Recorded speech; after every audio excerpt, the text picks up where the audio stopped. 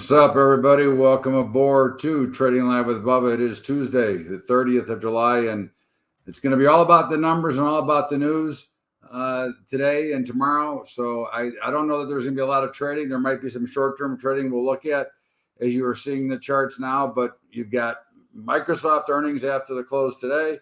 You've got the Fed tomorrow. You've got ADP jobs tomorrow. You've got Apple, Meta, Amazon earnings on Thursday, plus a bunch of others. And of course, you've got the non-farm jobs on Friday. So it's really about the news. And one of the things you want to remember, if you're trying to trade for what the news is going to be, not only do you have to handicap what the news is, but you got to handicap what everybody's going to trade after the news. So it's much better to wait until, okay? So in the meantime, as we look, there's not much going on here. This has been painfully quiet, as you've witnessed with me. Now, of course, our trades we made last Thursday ended up as winners. So we're doing pretty well from that standpoint. But at the end of the day, it's much better to have much more business. It's instead of hitting every trade on a very slow period, it's better to have a lot of trades and have some losers in there, knowing that you're going to have trades coming around the corner to make money on. But in the meantime, we will take a look at our list because there's really nothing to do right now. And it doesn't appear that there's going to be, but we'll come back. As you know, we switch back and forth. Apple, there's really nothing to do. I mean, Apple's got an expected move of about $12, $13 for Thursday. So what are you going to get involved in? It doesn't matter if it's oversold or overbought. But the move is going to be the move. So I don't see any reason to really play Apple right now. I do have a position in it. I am short Apple, but we carry positions every day. So it's not like I'm putting on a new position. I'm not adding any new positions in the things that have earnings, but I do carry an equity portfolio that has things in it every single day. So that's something different. The same goes for Amazon. Again, it doesn't matter if they're overbought or oversold right now because all the rules go out the window. Amazon's expecting a move of almost $15 based on current volatility. So you're looking at a 10, 12% move. Okay. Do you really want to get involved? I say no. Okay. And of course, for those Bitcoin folks, Bido got very overbought, pulled off a little bit. Again, this is just purely a speculation play on Bitcoin. If you don't want to go through the Bitcoin process itself, this is directly correlated to the future. I do own a bunch of this. I do own it from higher.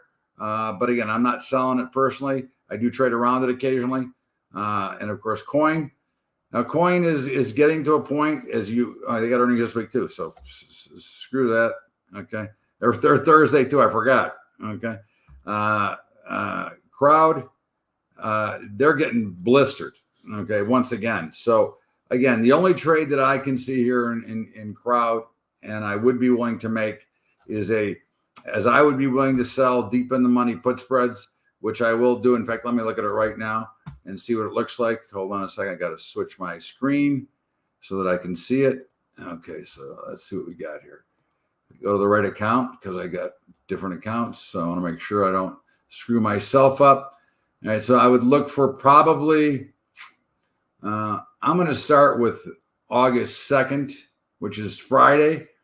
And let's see if we want to sell. 2, 3, 3. So I'm going to sell the two. I'm going to sell the 250, and buy the 230. Okay. Oh, shit. Hold on 1 second. I'm going to sell the 250 and buy the 230. Okay. Put spread. It's a 1332 credit. Okay. Approximately. And of course, that is the same. That means you have a risk on a $20 spread. You've got a risk of $6.68. The actual calls that you are replicating are trading at $8.90. So what's a better trade? So I'm going to make the assumption that this is so oversold that under any circumstances, it will probably get some sort of a bounce. So I'm going to go ahead and enter that trade right now. Okay. So I have entered that trade and I am actually in. So we'll see what happens. Again, look, I'm playing the extension. That's it. I'm playing a probability that there will be a bounce. It doesn't have to be a big bounce. If it is a big bounce, it'll be better. But I want to get at least half of that credit that is there, and I don't want to put the time decay issue into play. so I sell the spreads. You can sell them wider or narrower, but that's what I would look to do. Okay.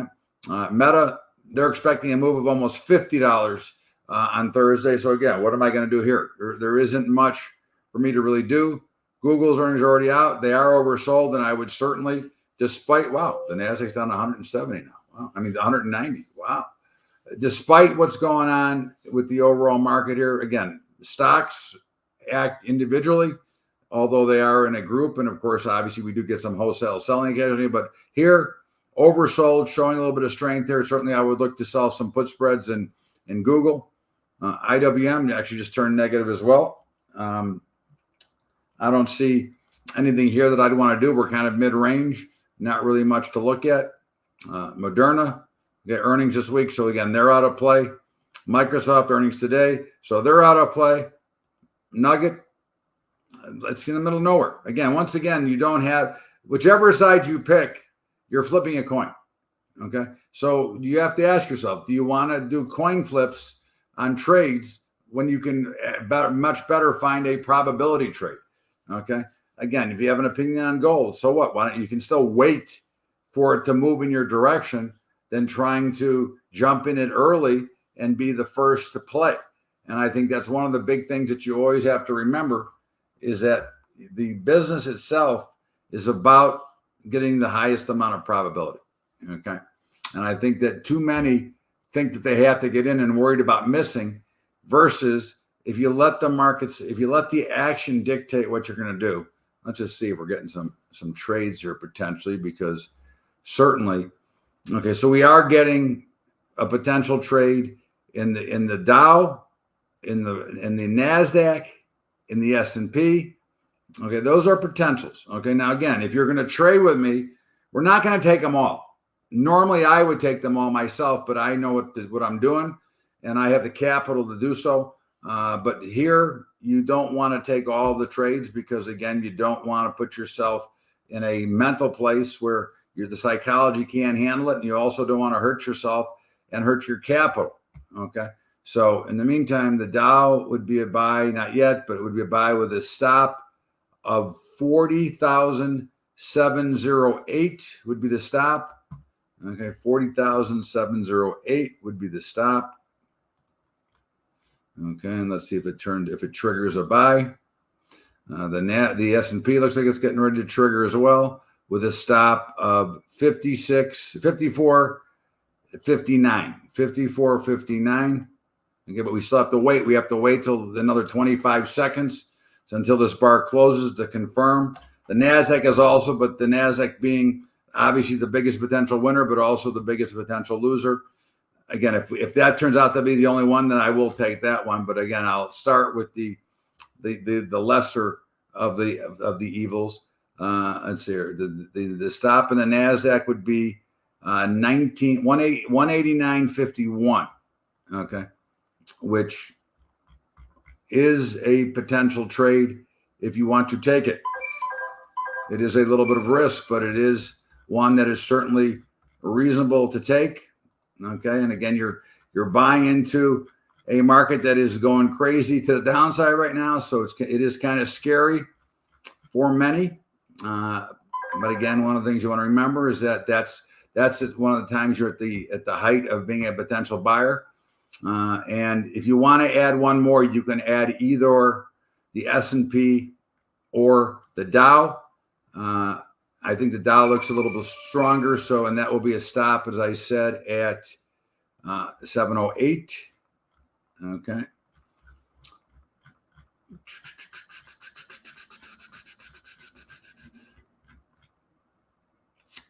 Hold on, let me stop in before I lose all my money. Okay. Okay, I'm now out of one of my Dows, so now my stop goes to break even. Okay, and the Nasdaq is going against me a little bit, but again, it's not anything to worry about yet. Okay, but now your stop should be at break even on the Dow. Okay, and your Nasdaq's a little bit of a loser at the moment, but again, we're not worried about it because we're not stopped out, so we get to still play. And that is something that you're always watching It's always about your money management and again, capital risk and the whole story. So you're losing about, if depending on the size of contract you traded, but you're losing, if you're trading the micros and the NASDAQ, you're down about $10. Okay. And you're slightly profitable in the Dow. If you took it, and you do have a profit locked in the Dow, if you took it, again, that's only if you took the trade I did. So I can actually talk about them as I did take them. But again, there's not a lot going on, and let's go back and see if anything else is developing while we are watching. No, not really. Okay. So again, the Dow we're now stopped out of with a small profit. Okay. And we are still in the NASDAQ. And there's really nothing else really developing here at the moment. So it's all good. We'll just continue to sit back, watch, and again, we're not going to be in a hurry. Now your NASDAQ is now profitable. Okay. So now that's a nice little profit. Okay. And now you can take your stop in your NASDAQ and put it at break even, because that now locks in a profit. Okay. So what's wrong with that? Okay. So you got profits. You got profits coming everywhere. Okay. And that's what we're in business for. Okay. And you're just taking money right now, and you're making money on your trades. Okay. And that's all you're trying to do. Okay. As you have your stops in at break even with already a profit locked in. Nothing wrong with that. Okay. As you see the charge higher. Okay. And that's again. So now let's see if anything else happens. Maybe we'll get a reversal on these if we can get enough room. And of course, the S&P would have made money as well. Okay. We didn't take it because, again, you must manage your overall risk. Okay. And make sure that you are capable emotionally to handle that many trades, because they do move fast, and we are playing for a very fast move. But we do have profits, and right now we're locked up with no risk, and still in the overall NASDAQ, which is nice because it is running pretty good. Okay, it's got a pretty solid profit. You can certainly move your stop up now and lock in a little bit more. I would not take it off. I am a firm believer in allowing the market to work and using the levels. Okay, right now in the NASDAQ, I would put my stop at probably in 1899. 19899, okay, or something, something around there, or 18999, just something below. Okay, all right, and I am now out. Okay, with a nice little profit. So again, that's the way it should be. It should always be this good, but of course we know that that's not always the case. But once again, let's see if anything else shows up here as a potential trade. But we made 2 trades, 2 profits. And now we're looking for some other opportunities that may or may not show up. And again, if they show up, great. And if they don't show up, well, hey, it's okay. We already got the money. Okay, so now we're just looking for if there's other opportunities. Now, it would be my advice to you, especially if you took these trades, probably to call it a day when we're done, because again, I don't see a lot of stuff coming. I think it's going to be very choppy as we get ready. And not that you can't make money in that, but I think the probabilities are less. And since we're so restricted on many of the things that we can trade, I think that you just want to be, it's always better to be careful. There's an old saying, an old proverb. It's better to wish you were in a trade than to wish you were not. Okay. So again, we're just watching to see if anything is developing here. And now we'll just go back to this for a minute and see if there's anything, since we didn't finish. The Qs are a little oversold, probably a potential buying opportunity, but how much the Qs are going to be affected by Microsoft. So even though this doesn't have earnings, it's going to be pretty dramatically affected by Microsoft. So probably a pass. Square has earnings this week, nothing to do. SPY, won't be as affected. It's probably a potential, selling put spread opportunity. But again, for my money, I'd rather sit back and hang out and do nothing. Tesla, as we talked about last week, came off that very oversold condition and rallied pretty sharply. So again, it's being prepared for what should happen. What should happen does not always happen, but we're always prepared for it if it does. Okay. We're always looking for the opportunity. Okay. And so now we're back looking at our day trades. And again, there's nothing really to do right now, but we did snag 2 and could have had a third, but it's all good. It doesn't matter. Okay. It's not, it's not today. It's about building your future. It's about putting yourself and learning to put yourself in positions where you can trade. I mean, I personally can trade all 8 of these markets at one time without worry or without problems. Okay. But again, when I'm trading live with members and people, I don't put you in that kind of risk, because again, you may not understand it. You may get confused and you may make a bad decision because of that. So it's easier for us to limit the amount that we make as we're learning to trade. Okay. And again, there's not much jumping here right now, but we're going to continue to watch it and see. But again, remember, I repeat to you, tomorrow morning, today, Microsoft after the close. Tomorrow morning, ADP jobs number, 8:15. You've got ISM also this week, which is another big number. It's a private number, which has some effect. You've got pending home sales. You've got jobless claims, ISM, and construction spending on Thursday, and the jobs number on Friday, and then factory orders. So there's an enormous amount of news, and that doesn't include the earnings that are coming out. So again, you have to make the decision. Do you really want to gamble into numbers that you have no idea how to handicap the number, let alone handicap how it's going to trade? And that's something that, again, we have to always be concerned about as we work ourselves together here on learning to trade and becoming better traders. Okay. I think that's something that we tend to forget. And of course, then we end up losing money and we go, well, how did we lose money? Well, we lose money because we're not making the high probability trades, because we're getting involved with too much of our opinion versus the actual, what is the market telling me? Okay. I mean, it looks to me, again, I'm not making any trades based on this, but it looks to me that you might be seeing some bottoming action or temporary bottoming action in the S&P and in the NASDAQ. It may not hold. We'll see. But again, you can see in the Dow is making a little bit of a V-shaped recovery.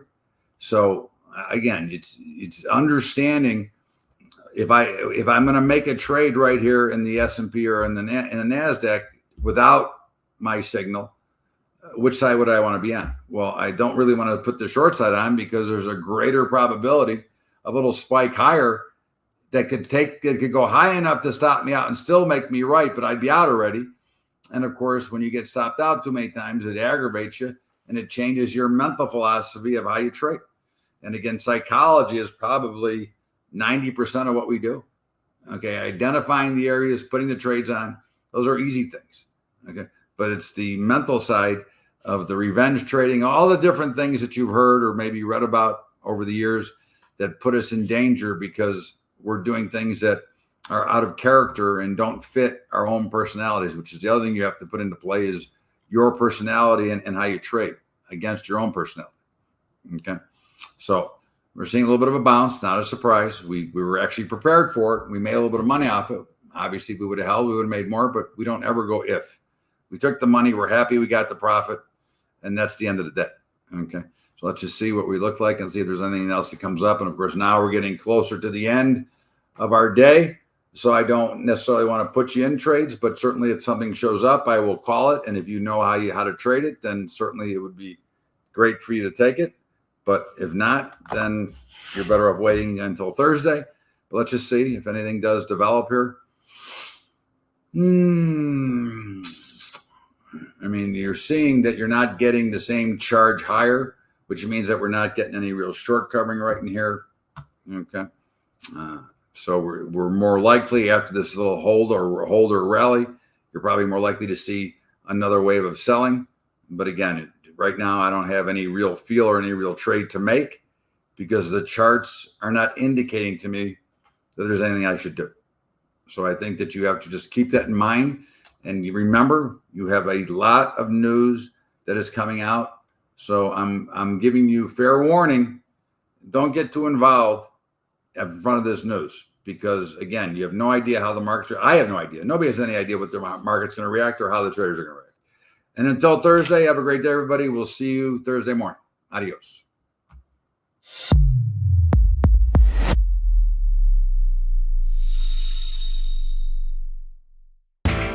You know how the financial world goes. Here comes the buzzkill. Please make sure to take some time to read this boring disclaimer. We will owe you one.